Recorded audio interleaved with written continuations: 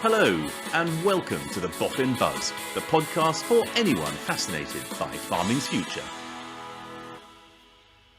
Well, hello, and welcome to the Boffin Buzz, episode 5. Yes, episode 5 already. Here we are. And today we're going to be looking at the NCS project, which is a new project that Boffin is involved with. It's a £5.9 million DEFRA-funded project with 18 partners. It's led by PGRO, and it's all about growing more peas and beans. Not just growing more peas and beans, but feeding them on farm too.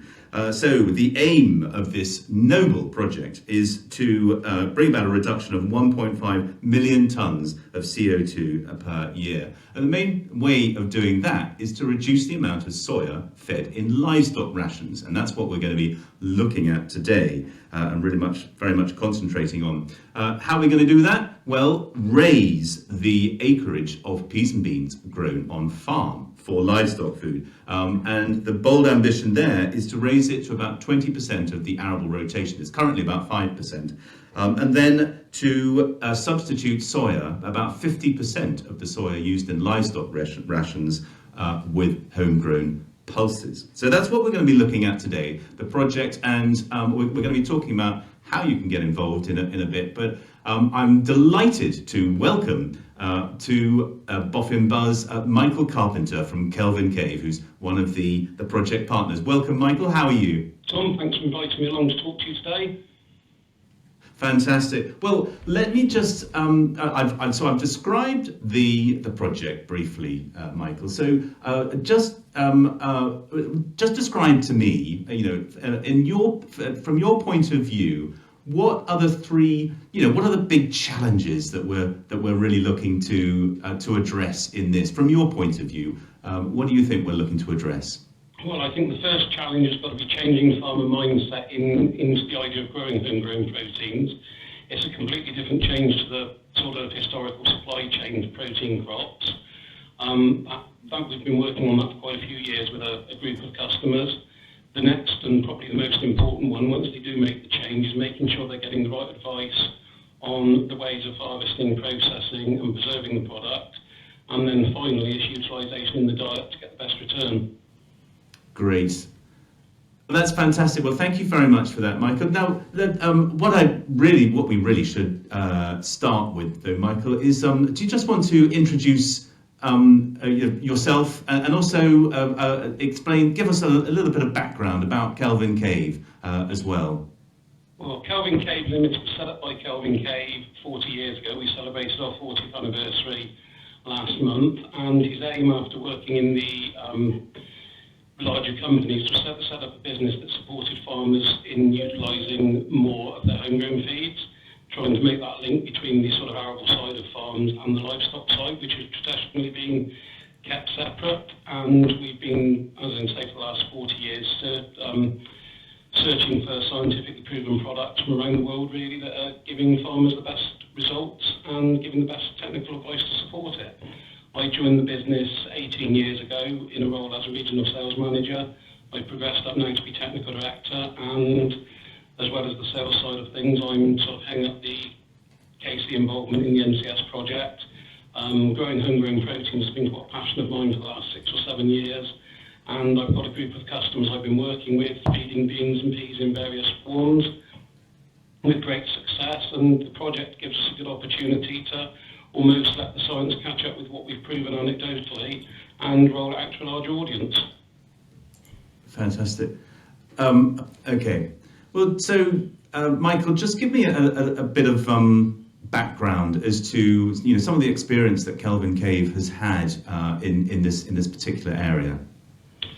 Well, I think initially we were seen as the crimping company, looking at utilising homegrown cereals, and also well known for our forage preservatives. And in recent years, we've seen more demand on farm with price volatility and also environmental impacts becoming more important to customers. Growing homegrown proteins as a way of offsetting some of the imported feeds, and also environmental benefits in the UK to soil structure, reducing fertiliser use and things like that. So we've set up a bit of a WhatsApp group for farmers that we're already working with to share ideas, right, which has been running for about a year year now, and I say we've almost been sort of running an unofficial trial and getting some pretty good results on farm with a group of farmers, and we're just trying to roll that out to a larger audience and also get some science to back it up. So what are the sort of the feedback that you're getting on the WhatsApp group? What sort of things are farmers sort of raising as issues or perhaps solutions that they've come up with? Well, I think once we actually take the plunge to try it, farmers are generally very happy with the results. The initial obstacle to overcome is the sort of reliance on the traditional feed trade for protein crops. There's a lot of people in the industry that rely on an income from the gap, if you like, between the arable farmer and the livestock farmer, right, or the imported feed from the livestock farmer. And the forward-thinking farmers that are trying to grow their own are benefiting. We haven't seen any sort of downturn in performance of livestock. And in terms of whole farm profitability, people are quite happy. And one thing I'm very keen to encourage, but it's very slow to get going, is farm-to-farm trading, because you can get an arable farmer, as they do with sort of muck, straw and things like that, to trade in protein crops. They're benefiting from nitrogen fixing, improvements in soil structure and things like that. Yeah, well, growing a legume as a true break crop. Yeah. And the livestock farmers getting the quality protein locally, shortening the supply chain. Well, let's come to that in a moment, because that's an area that I do want to have a look at. But just coming back to these sort of practical elements, I suppose let's wind it back a little bit. I suppose if you want to introduce more protein crops within the livestock diet, at the moment the main way to do that is to buy in it from a feed compounder or whatever, and obviously there's an extra cost attached to that, and so. Is it just? What's stopping a livestock farmer or a mixed farmer, for example, growing some beans, drying, just harvesting them dry, and feeding them to the cattle? Is that not the right sort of mix for the animals? Well, that does work, and I do have people that are doing that, either drying the beans or treating them with popcorn at harvest. The problem you get is the late harvest. A lot of mixed farmers aren't geared up with drying facilities, so the way we tend to try and work with farmers is to look at some more unusual ways of doing things, as we have with the cereals, which is common practice now, is to crimp them and ensoil them at around 35% moisture, or alternatively whole crop them. Right, and you say this is a common practice. Are there many people who do that whole crop silage for cereals then? There's a lot of dairy and beef farmers whole cropping cereals, and again crimping cereals, but the protein crops, as I say, people have always, in a way, I don't think they've had the agronomy support in the livestock areas to grow their own protein crops. They've got a well-established feed trade that persuading it's not the thing to do, and it's just breaking that cycle really and getting people to reevaluate their businesses. Okay, and then the actual sort of aspects of harvesting it. So if you're someone who's had a little bit of experience, for example, of harvesting whole crop forage, what are the key differences between that and harvesting whole crop protein crops then? Well, the principles with whole crop proteins compared to whole crop cereals, grass, silage and maize are pretty much the same. It's harvesting the crop at the right stage, and we always advise the 5 Ps, which is process, preserve, prepare, pack and protect, which is basically harvesting the crop, so you're processing it either through a forager or cutting it with a combine and processing it through a crimping machine. You're using the right type of preservative for the crop and dry matter to minimise dry matter loss and retain the maximum amount of nutrient. You're preparing your clamp, so you're using good quality sheeting, clamping in a clean area, and packing it because you don't want air ingress into the clamp, so excluding air is critical. Good insiding practice basically, and then protection against bird and rodent damage. So basically the same as preserving any inside feed. Well, let's break that down. The first one was process, and so this is about making sure that you crimp the actual bean or the pea itself as you're harvesting it. Is that right? And I think most people who are used to maize harvesting, for example, will be used to that process. Yeah, basically with the whole crop peas and beans, you need the cracker and the forager, the same as you do with maize. Another part of the project that we're investigating, because it's been an obstacle to some farmers who've tried it in carrying on is actually header losses in the field. So as part of the project, we're evaluating different header types, and we've done an initial trial so far and saw a significant difference in both field losses and fuel use comparing two headers. And that's something we're going to roll out and do more work on next year. And in terms of combined legumes, then obviously it's processing through the right sort of mill and applying the right preservative for the dry matter. Now that's the next one, because I think that was your second P, the preservatives. Yeah. So, and I know that you've done quite a bit of work within Kelvin Cave on this over the years. So, can you just talk us through some of the products that we're talking about here? Yeah, well, basically using, if we look at the forage element first, we've got a very high dry matter forage.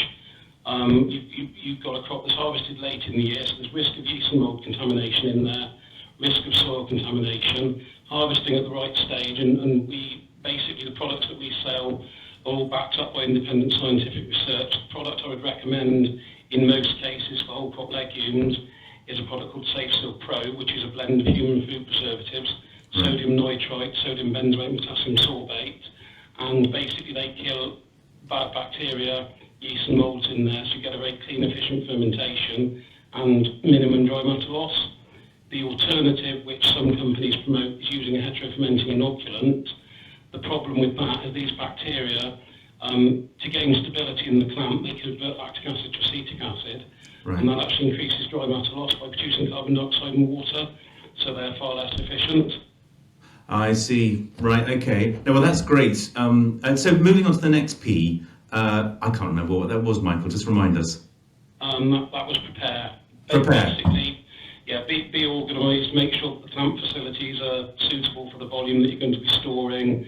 Always recommend using clean side sheets, brush the floor, all the basics really that farmers that are good at making silage will know anyway, but bearing in mind that you've got a higher value crop potentially, so you want to go to the last detail right really. I see. And now, what about if you haven't got adequate clamp facilities? What are the options? I'm presuming that this is something that you can't big bale, for example, as you can with grass silage. You can actually big bale it at... You can? It's very limited. We've got one customer that's doing this, and he was actually... there's a baler called an Orkel compactor baler from Norway, and you can actually put a TMR diet into a bale. He was doing some work for some customers down in Herefordshire and producing a beef finishing diet in a bale, which was based mainly on whole crop beans and crimped barley. And basically, it's a sort of it's a round baler that you fill with a hopper that drops down in from the top, and then it's wrapped, and the bale comes out, and you can just cut the wrap off as a TMR diet. So I can see a lot of potential in that in the future for smaller farmers that don't have the plant facility or the acreage to grow. The other option so is that's a specific baler though? Is it? Do you need a specific baler, or would an ordinary? Because you've got belt balers and roller balers, haven't you? This is a completely different sort of baler. It's a static baler, so you take it back into the yard, mix the feed on a concrete pad, and then load it in with a loading shovel, and it will produce a bale. Right. So, there's some more details in our know-how newsletter a couple of issues ago, and also on the customer's website, which is Throne Farm.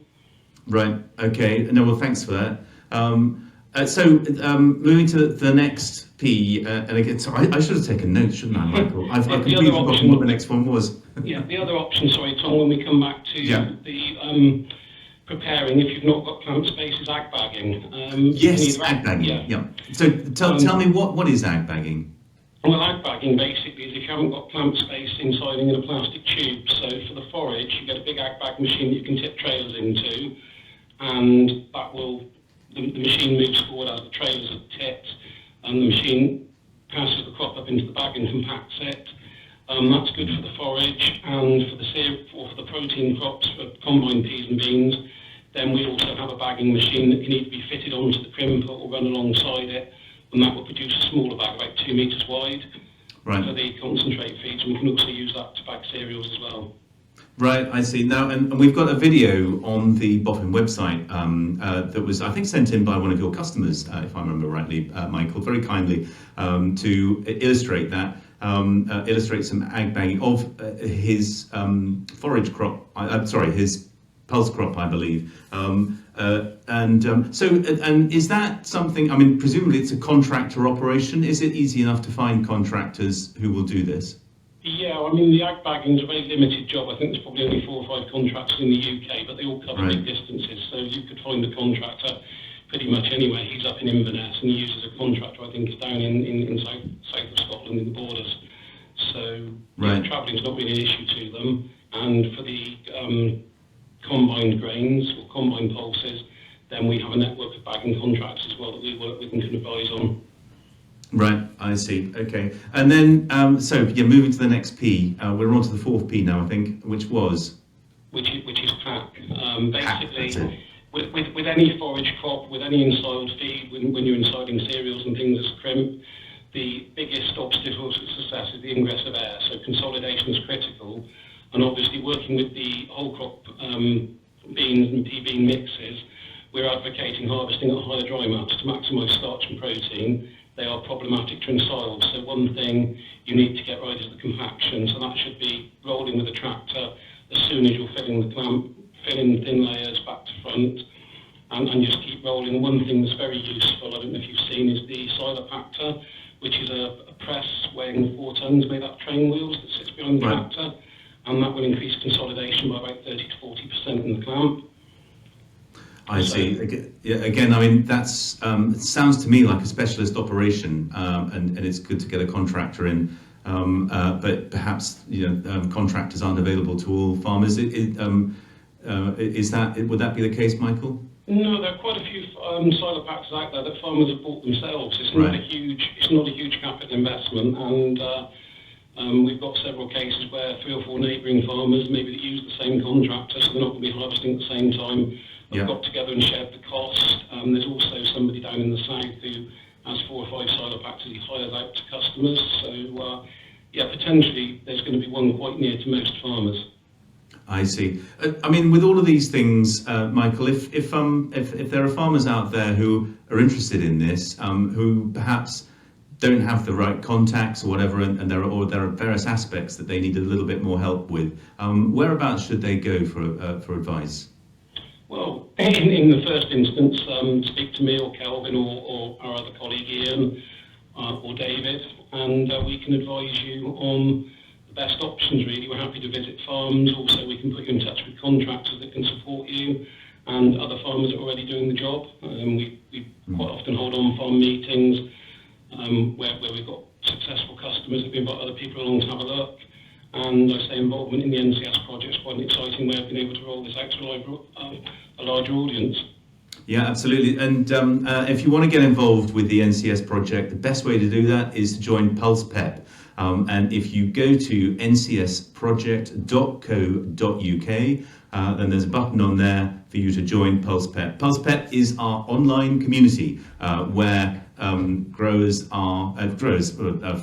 both livestock producers and arable farmers are trading information about how to grow pulses best, and it's hosted on the Farming Forum. Pulse PEP is now all there and it's all set up. It's very new. There isn't an awful lot of information on there at the moment, but that's up to you. The more you go there, the more you put your news and your views down and you ask advice and experience. All of the project partners within the NCS project have also got access to that platform. They are on there and are there to answer any queries that you may have and any advice. And of course, Michael, I sincerely hope you'll be coming on there to answer any queries and to point people in the right direction.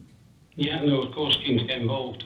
Fantastic. Now, there was just the last P that we haven't covered yet. What was that again? Protection, basically. Protection, you need to that's use it. a good quality sheet on the top, something with low oxygen permeability. So we have Farm Guard and O2 barrier are our 2 particular products for that. And also, if birds are going to be a problem on an outdoor clamp, then a good type of bird net, such as our Clamp Shield product. So, it's basically like making any forage: exclusion of air, compaction in the clamp, using the right preservative. We tend to use the 5 Ps as something that's easy to remember from start to finish. Yeah, easy to remember unless you've got a completely ridiculous civvy brain like my own, in which case I can't remember it. But there we go. No, that was a really good rundown. Thank you very much for that, Michael. Going on to the next big challenge, and we just touched on this earlier on, is this farmer-to-farmer trade. I mean, it is, as you say, it is a bit of a barrier in terms of getting more protein crops in the livestock diet, is that you have to go through a feed compounder. Nothing against feed compounders. I'm sure the products that they produce are wonderful and fantastic, but sometimes it's easier just to do the trade yourselves. But that doesn't really exist. So what can be done about that? This farmer-to-farmer trade, Michael? Well, it's something that I've been trying to promote for a long time, and it's happening more, interestingly enough, with combined and crimped maize. I've got several large producers of crimped maize that are selling quite successfully to other farmers, either directly or through sort of small independent nutritionists and people like that, rather than through the sort of main compound traders as we know it traditionally. But the big obstacles are just changing the mindset and also having a sort of reliable platform to do it. I think what the industry really needs is some sort of online trading platform, because I suppose there's always a risk of the financial transaction going wrong if you're dealing with somebody you don't know. So I see it happen quite often on a local level, but if you're trading further afield, large sums of money involved with say take 50 or 60 tons of beans off the combine, are you going to get paid for them and things like that? So the other issue that needs to be addressed is levy collection, because this is something that Roger Vickers is very keen on, is making sure that farmers that produce and trade with other farmers are supporting the PGRO work, which is very necessary to be done. And I think what we really need is some sort of way of a farm-to-farm trading platform being set up that can collect the levy, or an associate membership scheme. We can get farmers that are home feeding or selling to neighbours to join to help them carry on and support the industry. But I think the main thing is farmers don't know where to go. It's something that we've considered setting up on our website, but it's a little beyond the scope of our business really to be able to do it. I think it's a good opportunity for somebody else. Yes, I mean, now this isn't just to sort of define here. This isn't actually a part of what we're supposed to be doing with the NCS project, but it is part of the whole ethos of this, that it's very much driven by the farmers who are doing it. So what would be, I guess what would be good here, Michael, is if we got the discussion going, perhaps on Pulse Pep, if anyone's got some ideas, perhaps there are farmers out there who are doing an effective farmer-to-farmer trade already. It is quite a good point that you raised there about the levy. Do you know how much the PGRO levy is, Michael? I'm not sure it's collected though through the feed trade. And obviously, if the grains are not going through a merchant, then they're not collecting the levy. It can't really be placed on seed for pulses, because a lot of seed is home saved. So we do need to find a way of making sure the PGRO continues to be supported. And the only options, I think, are a sort of trading platform that farmers can go through that collects the levy out of the transaction, or, as I say, an associate membership scheme. But it's all going to be difficult to set up and police. Yes, I mean, that's certainly something that we should look at through as I say, it's not going to be a core activity that we're going to be doing within the NCS project, but we are, we've got lots of, very experienced farmers very experienced at growing pulses who are involved in this. We've got people who are already doing this farmer-to-farmer trade. Let's get the discussion going as to exactly what the best way to do this would be, because there are, potentially considerable savings for farmers in doing this, I think, aren't there? Well, definitely not just savings for the farmers, but also the environmental benefits of reducing the carbon footprint, because quite often with the traditional route to market, the feed's coming from the arable farmer to a sort of large grain merchant stroke processor, then into a feed compound, and then maybe onto a merchant, then to the farm. Whereas a farm-to-farm trade is a direct route, so it's going to have huge benefits in sort of fuel use and things like that, and keep the money behind the farm gate sort of thing for both the farmers rather than the sort of middleman, if you like. Yes, no, absolutely. Now, just moving to the next the final big challenge, I guess. Just remind us what it was, Michael.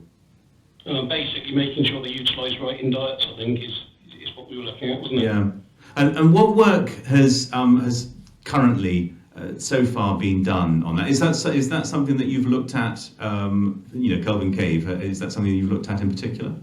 Yeah, I mean, I wouldn't profess to be a sort of a full nutritionist, as Liz Clark, the other partner in the project, is who's going to be running the beef diets. Yeah. But I do quite a few beef feeding plans and diets myself, and the results I'm getting back with customers aren't showing any drop in performance, and I can't really find people that have grown peas and beans to want to switch back to what they were doing before, really. Really? From a performance or cost point of view, they do work really well in the diets if people take the plunge and do it and follow the advice. I mean, another obstacle, I've got several farmers that are dead keen to have a go, and I think their agronomists and crop advisors are putting them off doing it because they're seen as a bit marginal for growing protein crops, and they don't want to do something outside their comfort zone. So it's a whole industry needs a bit of a sort of mindset change, doesn't it? Yeah, no, well, I think that's the thing. As you say, once people take the plunge and they start doing it, and they realise the benefits and they stick with it, which is good to hear. And it is an important part of the NCS project. And to be fair, this is a subject area that we're going to be looking at in a future episode, so look out for that, where we're talking to one or two of the other partners within the project who have got experience of this. And indeed, we've got some data, I think, from SIUC on some trial data that we're hopefully going to be sharing in a future podcast. That's got a bit more detail about this, and it is going to be a big focus of the NCS project. It's a 4-year project, and so this is something that we're going to be revisiting throughout the extent of the project. So if you want to stay in tune with that, then as I say, join the Pulse Pet. Stay abreast of what's going on. You'll get all the updates that we send you through. You'll also see the activity on the Pulse Pet as we go through the project. But what are you hoping? Are there any sort of particular areas of these feeding trials, Michael, that you think hasn't been explored yet, that you think should be a priority area? Well, I think we need to look further away than just using the dry peas and beans, as we said before, looking at the whole crop and the crimp, and that's how a lot of my customers have been feeding them. But we've never really done any comparative trials on farm. It's all anecdotal evidence, and we need the science to catch up. So the work that First Milk and LC Beef Nutrition are going to be doing on the ruminant side, and also on the monogastrics, we've got SIUC, MacArthur Agriculture, and AB Agri doing the pig and poultry trials. Then we should be able to get some numbers behind what we think we already know, and obviously then there's confidence to roll out to a wider audience. Yeah, no, absolutely. Well, I mean, I'm really looking forward to seeing. I think there are an awful lot of unexplored areas that we can really get to grips with in this project, which I think is really exciting. But what about yourself, Michael? I mean, this is an area that you've worked in for years, and you must have some sort of quite bold ambitions, perhaps, for where this project's going to go. Where do you think this is leading us? What's the big picture here, do you think? Well, I think we've in the aim of the project, setting it at 20% pulse area to offset 50% of imported soy. We've set the bar very high, but I think from the evidence that I've got with the farmers that I've been working with for quite a few years now, if they get the agronomy right, which I know some of the other partners are looking at, if we get the preservation and processing right, and we've got a good product to feed, and the nutritionists can get the diets working and fine-tune that, I think it's achievable. And I think there's a huge benefit, not only for farmers to become more self-sufficient and get away from sort of price volatility. We all know the situation in Israel and the Ukraine and places like that at the moment that could affect world markets. Self-sufficiency as an industry has got to be the way forward. Short supply chains, obviously carbon footprint benefits, greenhouse gas emissions, reducing compound fertiliser. I think this is a huge project that really could change the industry and, maybe sort of even shape future government support. That would be the sort of dream, is that farmers are encouraged to do the things that we've been talking about as a business for years, because, I know they work, and I've got the farmers out there that have been on board with me for 6 or 7 years now, and you wouldn't be able to get them to turn back, I don't think. Well, I mean, that's the thing. I guess one of the holy grails here is the whole carbon market and farmers actually being rewarded for some of these benefits that we're talking about. I mean, it's a very new nascent market, I guess, and it's fraught with difficulty at the moment. You only need to open the pages of Farmers Weekly or look on Twitter or whatever to find out what those are. But that is the opportunity. There are considerable savings. I mean, these savings that we talk about of 1.5 million tons of CO2. I think that's more than half of the actual maximum potential that the industry could actually achieve. So if we achieve our targets with this, that means that we would achieve more than half of what the industry could actually achieve in terms of carbon savings. I mean, that's a massive public benefit for which there should be a massive public reward. Whether you get that through your supply chain or whether you get it from the marketplace or the government or whatever, there should be a massive reward. So this is something that we need to hold people to account for this. That this is not a cost for farmers. It should not be a cost for farmers, and indeed there will be cost savings as well through this project. I can't remember exactly how much the cost savings are. Yes, no, I've got it written down here. £1 billion a year if we manage to achieve this for the industry. But it's not about that. It's about doing it for yourself, doing it for your own farm business, and also, as I say, being rewarded for it. Wouldn't you agree? Yeah, definitely. I think the evidence I've seen so far, certainly looking in the beef sector where I've had the most experience with the nutritional side of things, there's no cost detriment to the farmer. Performance is the same. And one thing I've been talking to a lot of farmers about is they're looking at beans as a potential break crop in a rotation, even on mixed farms, and saying, well, the gross margin is just not there on a crop of beans. But the way I tend to look at it is look at the whole farm profitability over a sort of 4 or 5 year period, because I'm convinced that the nitrogen fixing, soil structure improvements and things like that are improving your land for the future, and I'm convinced that we can make the livestock diets cheaper without any loss in daily live weight gain. So yeah, it is just re-education really, and supporting people, just providing the right advice, not pushing people too hard in the direction they don't want to go, but getting the facts out there, getting the science out. And as a business, that's how we've always worked. We've always found products with a lot of science behind them, and we've prided ourselves in the advice that we provide to back it up. Yeah, no, well, that's the thing. I guess it's a win on many different levels, this, isn't it? Indeed, we are at the moment currently going through the process of looking at the farm trials that we want to do within the project. And these are the arable farm trials that will be taking place. We're looking for Pulse pioneers to take part in that.